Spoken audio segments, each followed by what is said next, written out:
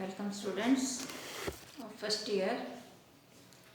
Today we are going to start our writing section. In this section you will have to write some paragraphs in your notebooks. So please try to understand some important paragraphs we are going to discuss. Okay? Now open your books and try to understand our first paragraph, the Green Revolution. हरित क्रांति. आपने हिंदी और पंजाबी में पढ़ा होगा हरित क्रांति के बारे में.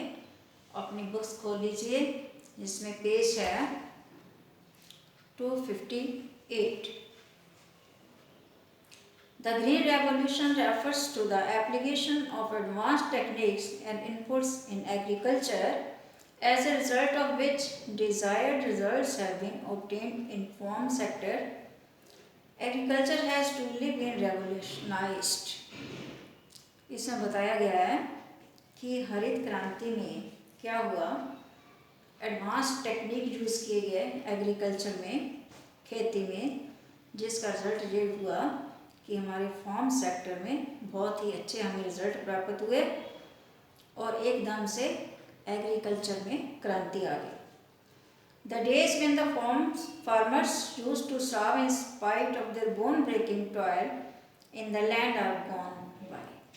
कहते वो दिन चले गए जब किसानों को बहुत मेहनत करनी पड़ती थी, खून पसीना बहाना पड़ता था, लेकिन आज वो बहुत प्रोस्पेरस हो गए हैं, खुशहाल हो गए हैं. They are now a prosperous lot. बहुत खुशहाल हो गए हैं. It is all due to the modern technology in the form of hybrid seeds का प्रयोग हुआ है. इरिगेशन अच्छी हुई है इन सब फैसिलिटीज़ के कारण, क्योंकि जो कैनाल्स के द्वारा, ट्रैक्टर्स के द्वारा इनको फैसिलिटीज़ दी गई है फार्मर्स को, तो उसके द्वारा खेती में क्रांति आई है. तो सारे पुराने तरीके एग्रीकल्चर के जो ट्रेडिशनल थे वो सब ख़त्म हो गए और उन्होंने जब नए तरीक़ों का प्रयोग किया तो हमारी कृषि में बहुत ही ज़्यादा उन्नति हुई. Green Revolution has been a big boost to agriculture employment. Increased production on the farm has led to growth of agriculture-based industries. It has also been led to white revolution. और इसके साथ साथ जो हरी क्रांति में जितने ज़्यादा सुधार हुआ, हमारी फसलों में बढ़ोतरी हुई, इसके साथ साथ वाइट क्रांति में भी इसको भी बढ़ावा मिला. In the form of dairy farming. The negative aspect of green revolution is that it has been benefited chiefly the big farmers. इसका एक ही नुकसान हुआ कि इसका जो फ़ायदा हुआ वो बहुत बड़े बड़े किसानों को, बड़े बड़े उद्योगपतियों को ही हुआ, जो कि पंजाब और हरियाणा में बताया गया है. और इसके साथ साथ इसका rice in commercial crop like cotton, pulses etcetera. तो क्रॉप में भी इसमें कौन सी क्रॉप? कॉटन इसमें भी हमें बहुत फ़ायदा हुआ.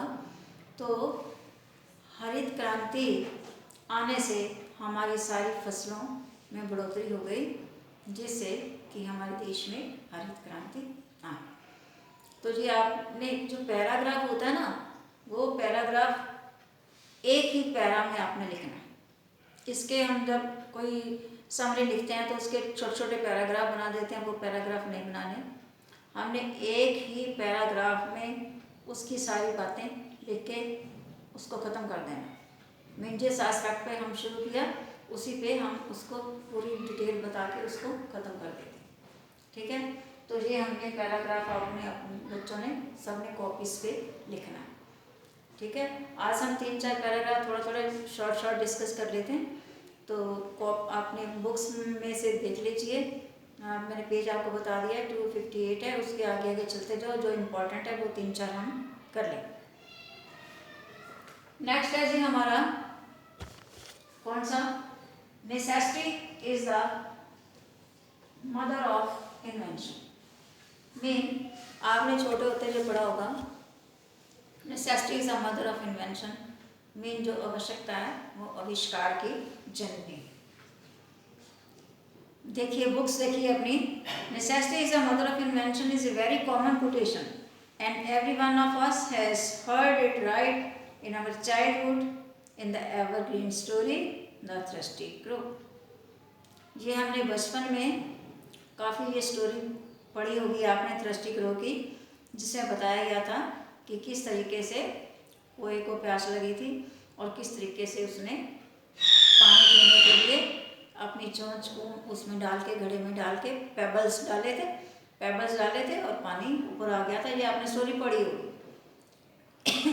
It means that whenever there is necessity one tries to find out ways and means for meeting that necessity.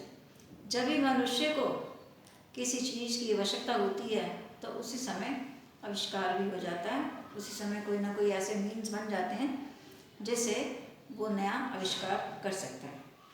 Necessity always makes us wise. जो नेसेसिटी है ना, जो आवश्यकता है, वो हमेशा हमें बुद्धिमान बना देती है।